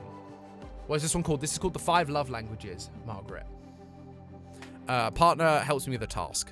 Because the thing is, I always feel so busy and so overwhelmed with job and with other things. So if my partner does something for me, oh, it's the best. It just means that I don't have to worry about it. And everything's nice and dandy. It's more meaningful to me when I get to do things with my partner. I hear supportive words from my partner. I love getting to do things. Like, we cleaned the house today, but that was fun because I was doing it with her. There you go. Is this just Tom talking about how much he loves Steffi? Basically. It's good. My partner does things for me instead of just talking about doing nice things. I feel connected with my partner through a hug. Yeah. Always better to do things than to talk about doing good things. I hear praise from my partner. My partner gives me something that shows they were really thinking about me. I hear praise.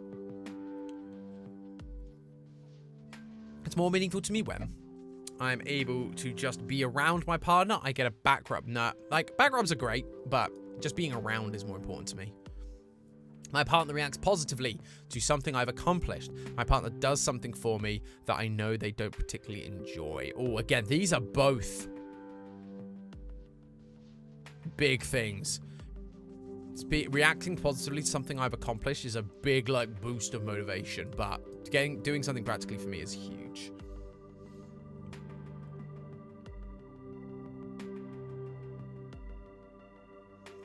My partner and I kiss frequently. I sense my partner is showing interest in the things I care about. Oh, showing interest in what I care about.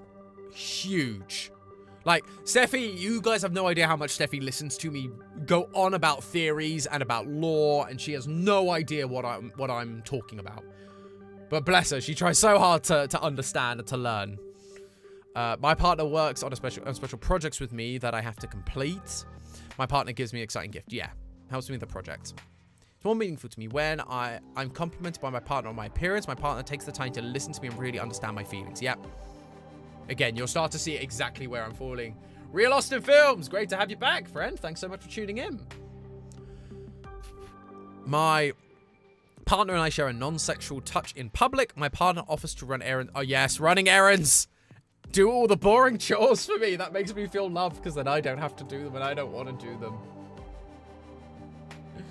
The stream is going to give me an existential crisis and is forcing me, forcing the self-reflection parts of my brain to bring up all the things I usually ignore. I'm sorry, Poison. It's probably a good thing, though. Be kind to yourself, but it is good to reflect and understand yourself more and come to terms with who you are. That's why I did therapy, and it helped a ton. My partner does a bit more than their normal share of responsibilities. We share around the house, work related. I get a gift. Yeah. Again, like gifts don't really do anything for me. It's more meaningful to me when my partner doesn't check their phone while we're talking. My partner goes out of the way to do something that relieves pressure off me. Yes. It's more meaningful to me when I can look forward to a holiday because of a gift I anticipate receiving. No. Who? No. Oh, yeah, because that's like Christmas and birthdays or Easter, I guess. No. Like, Christmas is about family and being together. Rather than gift giving. Like, the gift giving is just something we do. I hear the words "I appreciate you." Yeah, that means a lot, actually. I appreciate you is a really good phrase to use, rather than just "oh, I love you" because they did something nice, because that associates love with action, and love is regardless. It should be regardless of action. You should just love the person for who they are, not because of what they do. So "I appreciate you" is a really good way of showing that affection and that sense of thanks for them doing something and not equating it to love itself. Oh, wow. The four-way tie with Queen. Oh, gift giving being 0. Yeah, wow. Ghostly, that's impressive.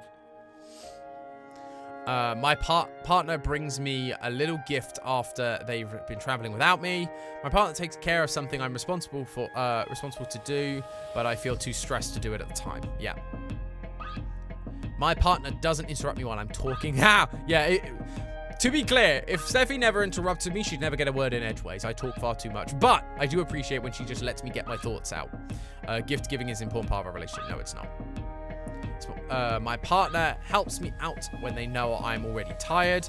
I get to go somewhere while spending time with my partner. My partner helps me out. That relieves my brain more than going out and doing something. My partner and I are physically intimate. My partner gives me a little gift, so it's not going to be the gift. It's more meaningful to me when my partner says something encouraging to me. I spend time in a shared activity or hobby with my partner. Yeah.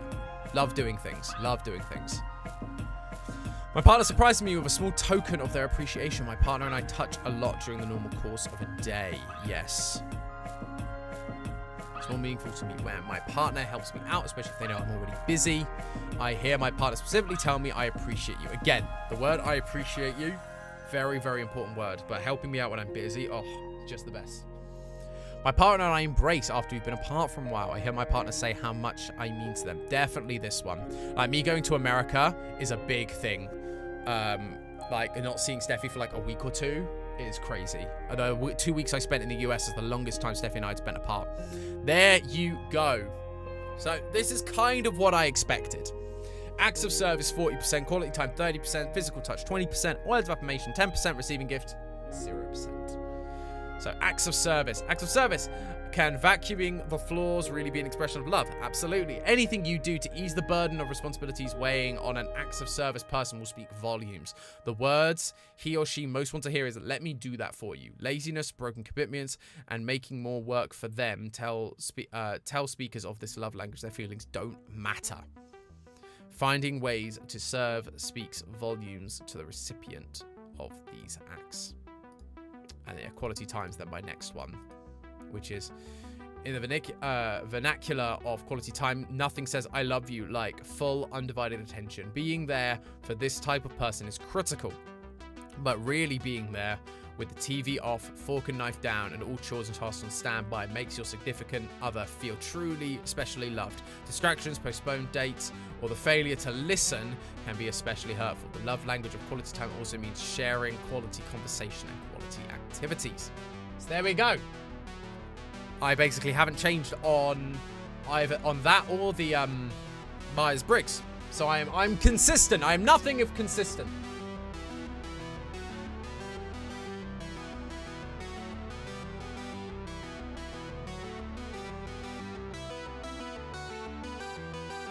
Yeah, no, Susie loves. That's totally fair.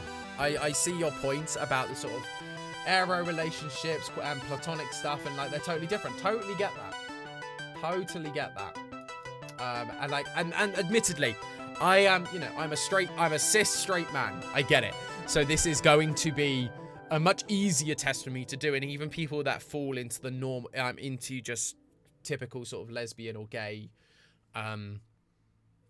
will sort of understand this probably, or this will help them more. Whereas if you fall into, sadly, I mean, again, this is a very old quiz at this point, but those that fall into the kind of, the vast spectrum that is gender and sexuality, I can see this becoming harder. So this won't work for everyone, but it can be useful. I think there is a way to do it for friendships. Apology language, that's new. Appreciated at work, how do you handle anger? Those are new. I'm pretty certain there is a way to do the love language. So you say I'm an adult.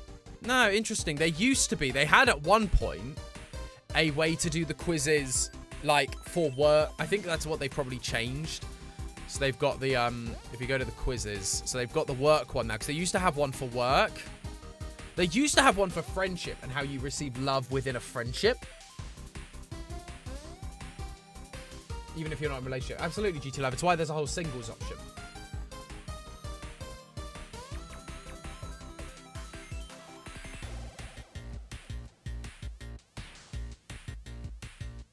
Anyway, doesn't matter.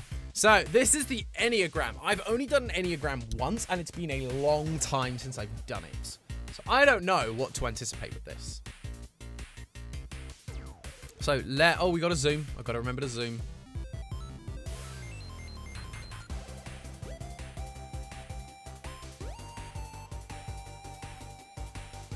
There you go.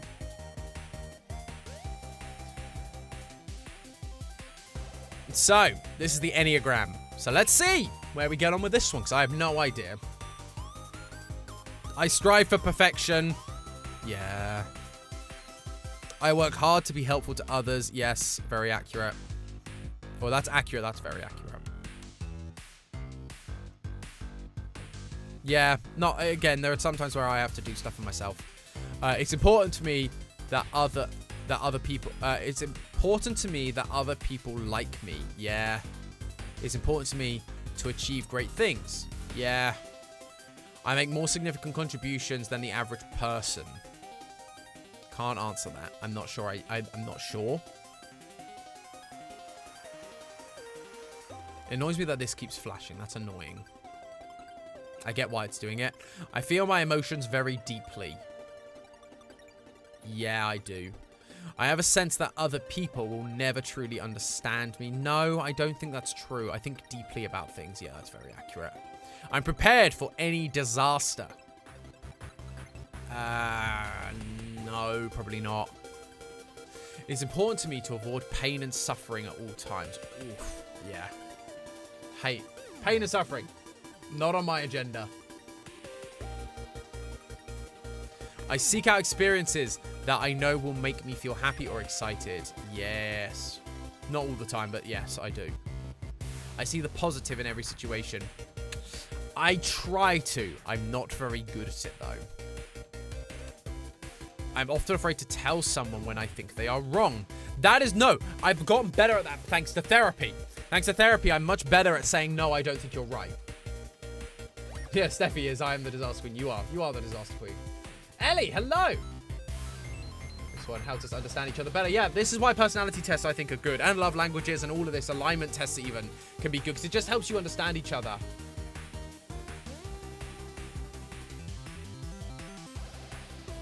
Oh, I am not afraid. Yes. No, so I am not afraid. Sorry. Yes. No. Thank you, Steffi.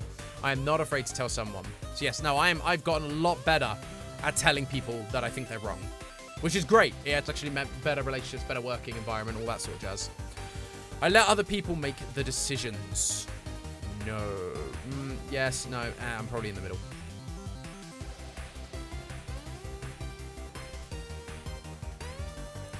I appreciate having rules that people are expected to follow. Yes. I am concerned about security more than anything else. So, like what? Like job security or like physical security? Like security cameras? Like, I wouldn't say it's more than anything else. I think a lot about what will happen in the future. Yes, that's true. I don't fit in with ordinary people. Yes, that's also true. There is rarely a good reason for changing how things are done. That is not true. There are often good reasons for changing how things are done. I always finish my chores. Yes, it's pretty accurate. I tend to be pretty good at doing it. Sometimes it takes a while just because of time restrictions, but I'm pretty good. I'm always trying to be a better person. Yeah. I check carefully for mistakes and errors. I do, but I also get bored. So, which is why it's not strongly agreed or incredibly accurate. I like to be around people who I can help. That is true. I like helping people. I like helping people. Helping people is good. It makes them feel better. It makes me feel better. It's great, particularly if they're friends of mine. I like to feel that I am an important person in my social groups. Like, no. Not important as in, like, everyone look at me. Important as in, like, I want to feel like I'm valued, but not important as in, like, I'm the most important person here. It is important to me to be successful. Yeah, I guess. I want to be successful. I want to make sure that what I'm doing is good and I'm producing good stuff. The organizations I belong to would not function well without me. That's probably actually strongly true. And that's not me trying to be pig-headed. It's just because there's a lot that happens at Theorist and church and all these things, and I take on a lot. So I often feel overtaken by my emotions. Mutual. I've always felt different from other people. That's true. I like to analyze things from every single angle. Yes, incredibly accurate. I always have a plan for what to do if things go wrong. Most of the time, yes. I avoid situations that bring up negative feelings. Oh, incredibly accurate. No, actually, no. Mostly accurate. But because there are times where I've had to bring up uncomfortable things and negative emotions for, like, things are bad in a work environment, like at previous jobs and things like that, where I've had to be like, this is bad, and I need to talk about the fact it's bad. I seek excitement. Not really.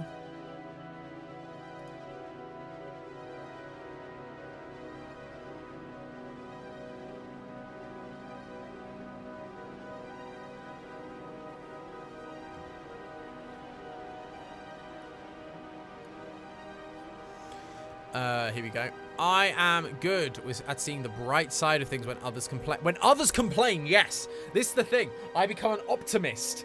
This is what Ash was talking about earlier. I become an optimist when other people are talking about it. But I tend to be, when it's like just me, I'm like, here's the negative. I do not hesitate to call people out when they are behaving badly. Accurate. I go along with what other people want. Disagree. People should follow the rules instead of doing what they feel like doing. Agreed. I seek out relationships that offer some type of protection. No. Water, everyone. Hydrate. I can clearly visualize what could happen in the future. Yeah, kind of accurate. I got some water on my glasses. Average people often find me a bit weird. Well, it's not very true, but it is kind of true. I like to do things as I've always done them. That's incredibly accurate. I persist until a task is done. That is very accurate. I spend time trying to discover and correct my faults and weaknesses. I try to. I hold myself to very high standards. That's incredibly accurate. I'm a natural caretaker. Not totally natural, but I do try to be a caretaker. I do try to look after people. I want people to admire me. I don't care if people admire me or not. That's not what life's about. I want to achieve a lot in my life. I do want to achieve, not that much. I want to achieve a lot, but not that much. If I'm honest, I feel like I'm a bit better than other... No. Incredibly inaccurate. I feel a deep sense of grief for what I have lost. No, not really. I am an unusual sort of person, yes. I take time to understand things more deeply than most people. That's actually incredibly true, especially if you consider my job. I think about video games far more than most people ever would. Sorry, I've got an itchy nose suddenly. I don't know why.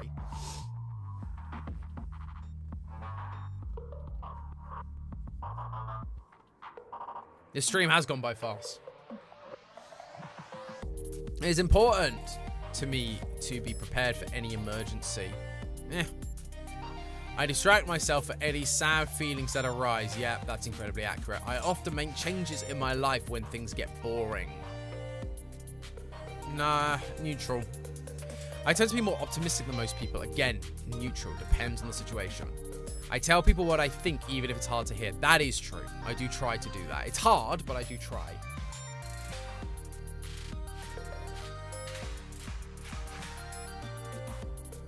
I would rather follow the group than push for what I want. Disagree.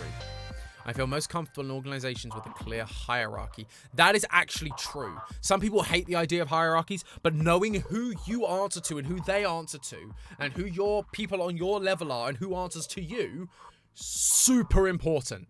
It really makes business structures work well, knowing who you answer to and who answers directly to you, and who you're in charge of and who's in charge of you, and who's in charge and like who's on your level. So important for camaraderie, but also just for general structure. So actually, I'm going to put that as high because I could clearly get passionate about it. I take measures to protect myself and my loved ones from harm. Yes, I do that. I make plans for many years into the future. That's not true. I think about like general plans. I think about plans like generally kind of go, oh, yeah, one day I'd like kids. But I'm not sitting here going like every year here's the plan. I'm an unusually unique person. Yes, that's true. I dislike trying new methods or procedures. Nope, if they're going to work, they're going to work. I focus on my responsibilities and my duties. Yes, I do. I also worry about others and what they're doing. Yep, Ash, you get it. I read books that help me be more productive or better at what I read. I read books that help me be more productive or better at what I do. I don't read any books. I put a lot of pressure on myself to do things right. Incredibly accurate.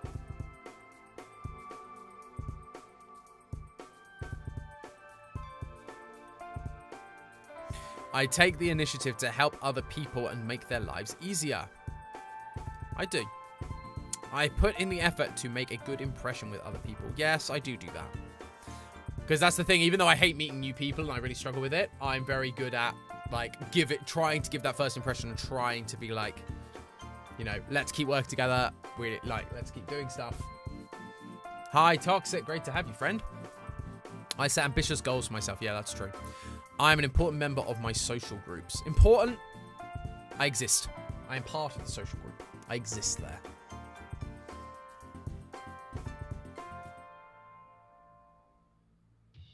Yes, I agree with you, Zoo. Social hierarchies are not great, but corporate hierarchies are important, sadly. I can describe my emotions in a lot of detail. Yeah, I can kind of do that. I'm getting better at doing that. I often feel like an outsider. Yeah, most of my life. There was my group of friends in college. It was funny how our sixth form went into different clusters, and we had like a group of like plastics, we called them, which if you've watched Week Girls, you'll know that reference. We had the sporty people, we had the IT crowd, and then there was my group, which was the outcast crew that no one else wanted to hang out with. We had theatre kids, we had math nerds, we were just the kids that no one... Basically, I think a lot of people would probably call us nerds, but we called ourselves the outcasts. We didn't really belong together, but we also didn't really belong anywhere else, and so we just ended up together. I find my mind to be a very interesting place. Yeah, it's a weird one. I am always aware of what can go wrong in a situation. Yep, I am very aware of that. I have many ways of avoiding situations that get me down. No. I have some, but not many. I'm always up for a new adventure. I am. I believe that things usually work out for the best. Yeah, they normally do in the end. It's hard to see it in the moment, but I usually do. Proud theatre kid. Absolutely. It was weird in my sixth form, all these groups formed in the previous years that just kind of disappeared and everyone became friends. That's really great. Whereas, see, we didn't have those groups, and then they formed in the sixth form. It was really strange. I stand up for what I believe in, even if it upsets other people. Yeah, that's true. I let other people take the lead.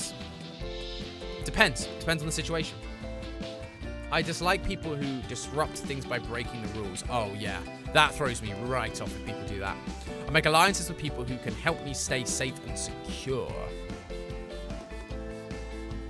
I'm often looking ahead towards what's coming next. That's true. I have different interests than most other people.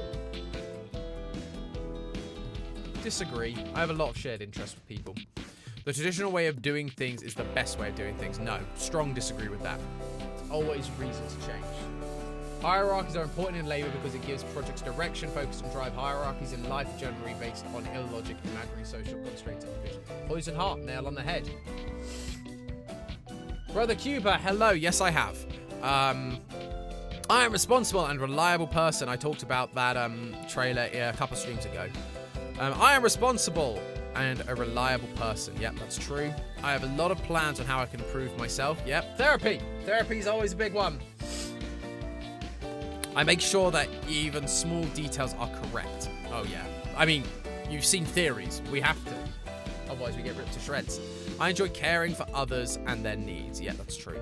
I want to be a person that others can look up to. Yes, that's also true. I push myself to succeed. Yes, that's true. You'll notice a lot of these, I'm not very good at being like, yes, 100%. Because there's always like that small wiggle of doubt. I make important contributions to my community. Yes. I rarely have strong emotions. That's not true. I feel I never truly belong in social groups. That's also not true. When you find the right ones, I want to learn as much as I can about how the world works. Yeah, that's true. It is important for me to understand what can go wrong in a situation. That is true. I want to understand the risks. I take steps to ensure I don't feel sad or lonely. I have started doing this because I realized I was feeling sad and lonely, even with my lovely wife, Stephanie. But there's a difference, isn't there? When you're hanging out with one person all the time, you can still feel lonely from having interactions. That's why I said about the difficulty of working in this box room 5 days a week without any real interaction physically with my colleagues in the US. That makes it really hard. Really, really hard. And so I'm making plans to see friends that are local and trying to push to have me go out to the US more for work. Trying new things to keep my life interesting. Again, I'm starting to do that. I'm starting to try that. I'm an upbeat person. Depends on the day. I'm usually the one that takes a stand when others won't. Agreed. Other people have stronger opinions than I do. That is also true. I'm often the one, I have an opinion, but often it's, there are people with like, I tend to be more leveled in my opinions because I'm thinking through every scenario and every person's possible opinions and life and like how they're, like we were talking about personality tests. I'm analyzing things from their perspective and their lives rather than just like, this is my opinion. Whereas someone who has a really strong opinion often isn't looking at those things. Often.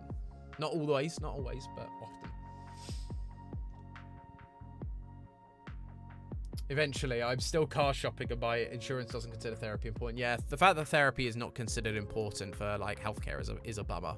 It sucks. I can't believe that's the case.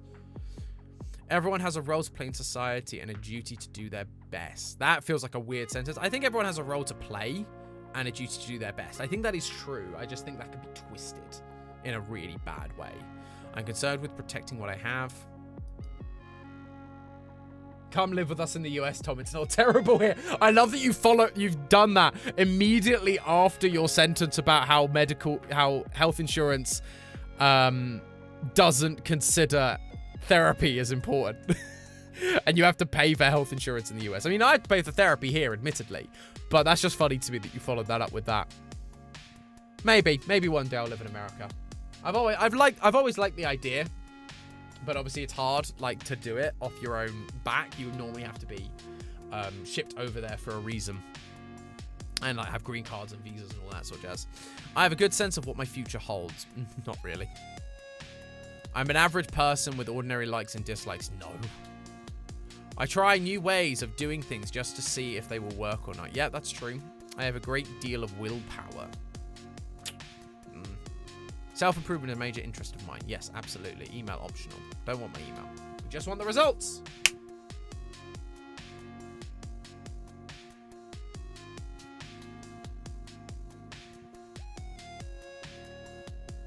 Oh. What's this?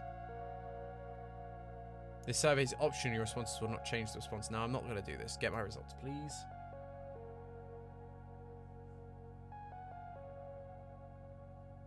That website is poorly laid out. You might lose your accent. No, I know people that have moved to the US and kept their accent. I just have to keep listening to old streams of mine. I'll listen to my own VODs to keep my accent. Let's see. Where are we at? Page after page after freaking page. I'm a type 1. The graph below shows your scores for each of the 9 Enneagram types. The larger the area, the portion, the higher the proportion. So I am primarily a type 1. Ones are defined... Oh, what? It's locked.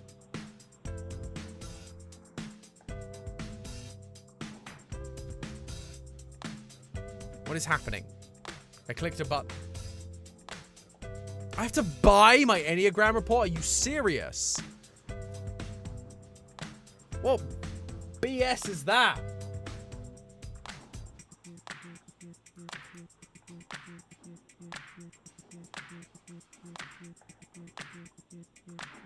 That is absolutely BS.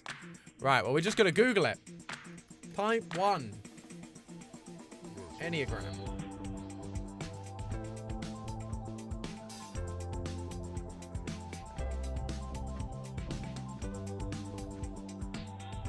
So I can just Google it on your own website. This is ridiculous. Enneagram type 1s to do things correctly, like to do things correctly and to a high standard. They are sticklers for the rules and pay close attention to detail. They also avoid making mistakes. To others, they are peer perfectionists, responsible and exacting. Ones are typically sticklers for rules and details and get frustrated when things don't live up to their very high standards of work, in relationships, or in their day-to-day lives. Deepest fears. Ones feared being bad people, morally flawed, or otherwise seen as imperfect. They cope with this fear by being rigidly disciplined and very hard on themselves and often to those around them too. Core motivation. Ones strive to be good and honorable, and they live life with purpose. They seek the best and most correct ways to do things. Key personality traits of type 1. Serious, straightforward during conversation, attuned to practicality and frugality, hardworking and diligent as employees, high internal standards, rigidity in planned decisions, intense ability to concentrate, natural talent for teaching and instructing, which I've been told is true about me. Type 1s are found to make up approximately 10% of the population. There you go. I'm in the top 10%. Well, not the top 10%, just the 10%. There's no gender difference in type 1s. Cool. That makes sense. Well, there we go. So that's that. So now the question is, we are running out of time. We only have 10 minutes left of the stream. We probably only have time for one more test. Do we do Hogwarts houses? Or do we find a BuzzFeed quiz? And if so, what BuzzFeed quiz do we find?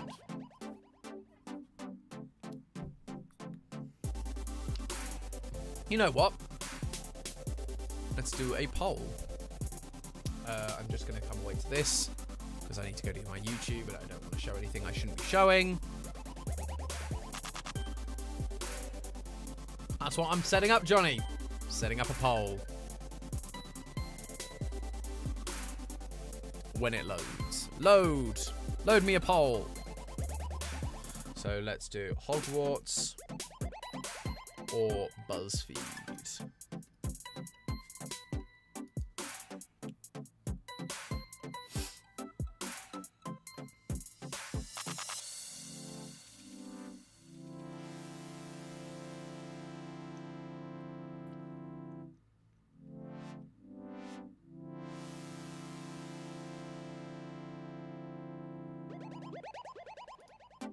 Oh, wow, this is a tight poll. Make sure you all vote, because this is tight.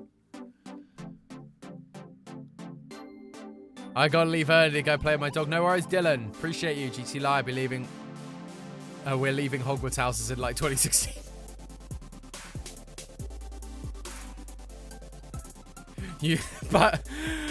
Poison, that's fantastic. The healthcare system is terrible. Craziness is the norm. Mental health isn't valued, but we'd welcome you here and you'd get to hang out with theorists more often. Even trade, also guns. That is an amazing argument. An argument well made for sure. This is an incredibly tight race. I no longer support Harry Potter. I understand the people that don't support Harry Potter. I've never been a Harry Potter person. But I also think there's an important discussion to be had about, you know, separating art from the artist.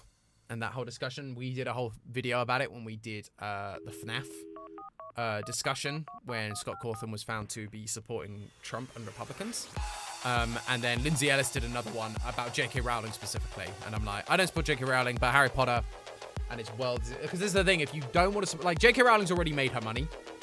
So if you, like part of me kind of sits there and goes, if we stop going to Universal, she gets a cut off. If we stop going to see the movies and buying the merch and all this stuff, it's not actually going to hurt her because she's made all of her money.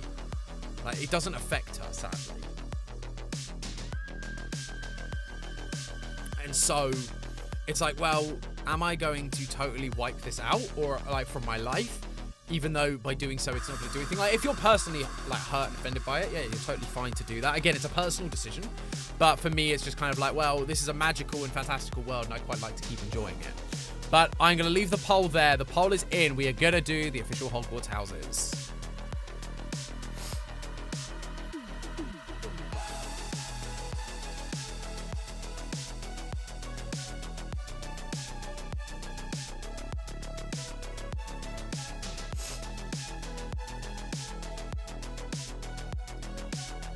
Just gonna, I have to make an account apparently, so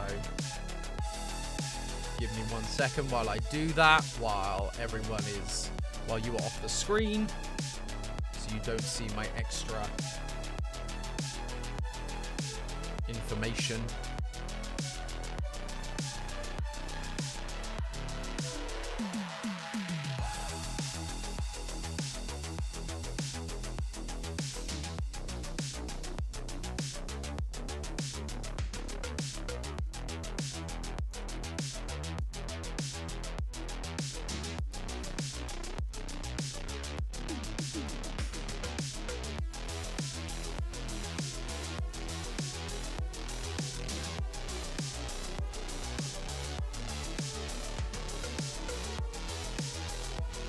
Apparently I already had a Potmore account. Weird.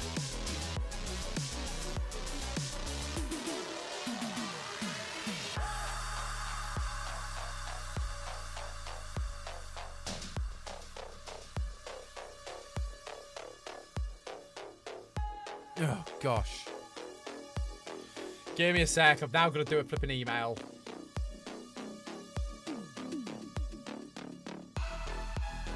Yeah, I like this music too. It was fun to find this music, I will say that.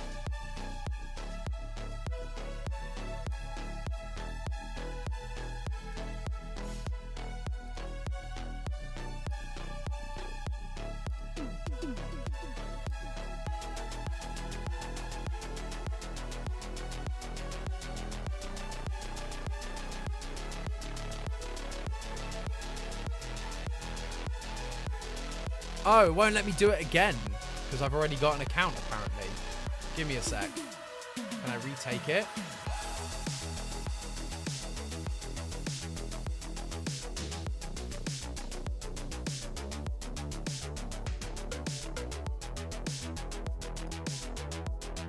House sorting. That's what I want.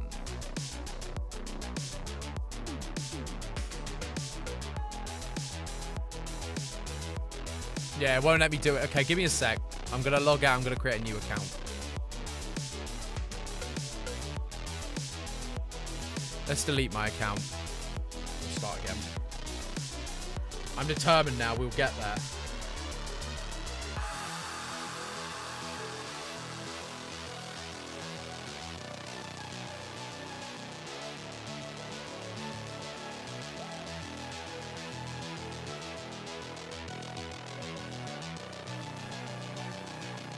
fine. We're getting there. It's not going to take too much longer, I don't think. No, the whole point was that I just deleted this account.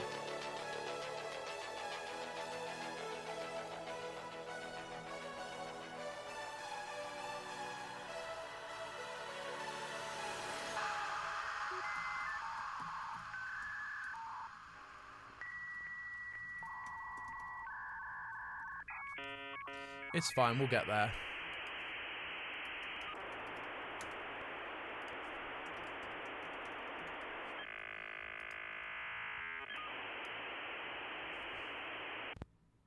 There we go. I've got there.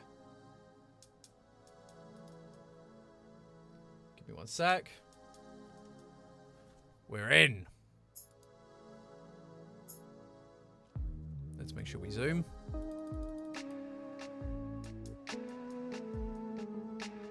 Choose one to continue. Moons or star? Moon or stars? Stars.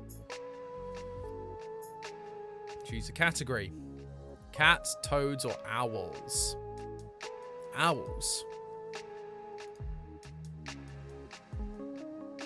Returning Hogwarts, which pet would you choose to take with you?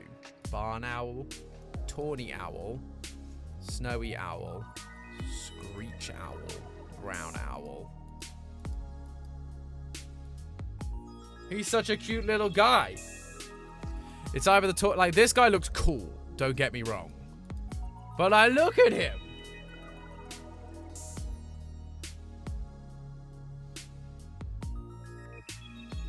Look at them.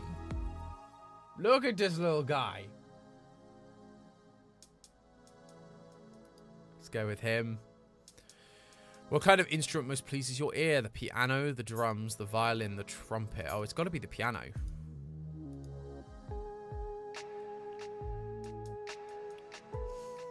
Muggle confronts you and says that they are sure you are a witch or wizard. Do you? Ask them what makes them think so.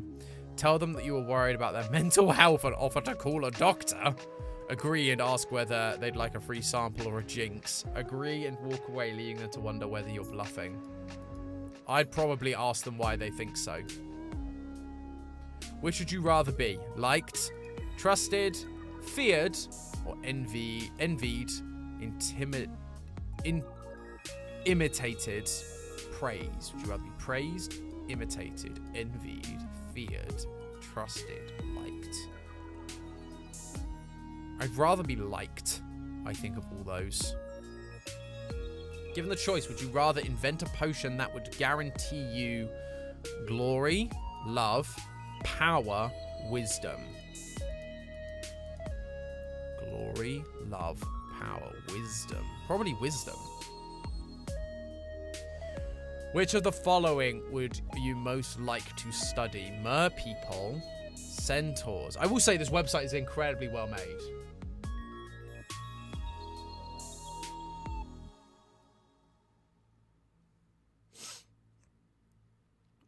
Which of the following would you like? So sorry, so merpeople, centaurs, werewolves, vampires, goblins, trolls, or ghosts. I think werewolves would be the... no, actually, merpeople are quite cool.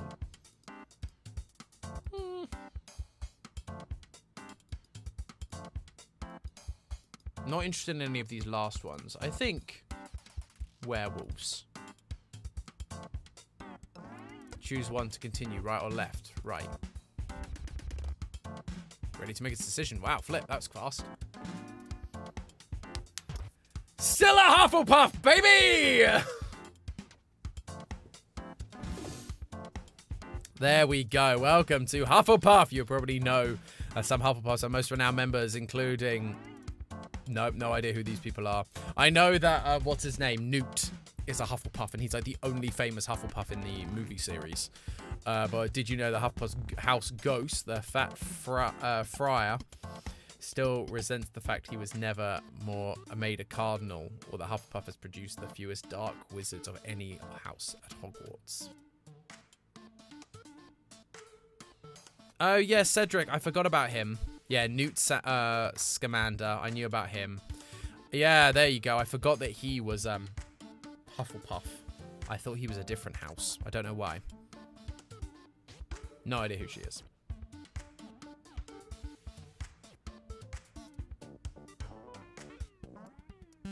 Well, there we go. Hufflepuff. Say, I've watched one Harry Potter movie. I don't super care for them. Oh. Accidental sneak peek of the stream analytics there. Whoopsie. It's fine. I don't think there's anything on there that's super bad. But there we go. So that is all our personality quizzes for today. Thank you, everybody, so much for tuning in to this Tea with Tom. This has been fun. It's nice to not play a game and just do something a bit silly. And now, hopefully, you will know a little bit more about me, which is, you know, I assume why you were all asking me to do these personality quizzes in the first place. Big Tom. Yeah, we should go to Big Tom. Let's go to Big Tom. But yeah, hopefully this is you know, this is why you guys wanted me to do these quizzes, to get to know me better, and now you do. So thank you guys so much for tuning in, to sticking with me today. I'm gonna go check the calendar now. Let me see and double check that everything is good.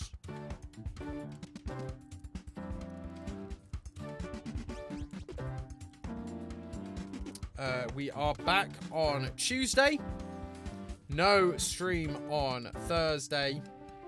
And then we'll be back on Saturday. So Tuesday we'll be back with some more SpongeBob. So let's stay tuned to that. I may then move Pokemon to Saturday stream because, well, we know Thursday stream. But that'll be the plan, so stay tuned to that. If you haven't already, please do consider liking the stream. And, of course, if you're new and you haven't already, please do subscribe. It really, really helps us out. Yeah, that is going to be it, I think.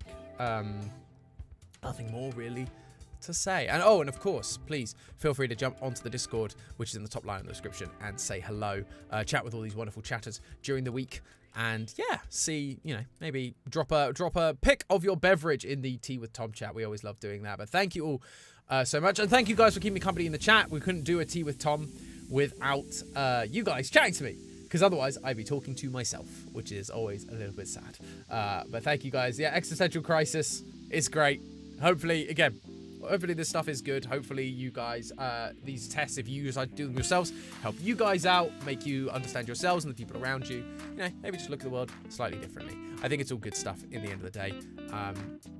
Don't worry, it's all good. But thank you. That is going to be it. Thank you everyone so much once again for watching, and I will catch you guys in the next one. So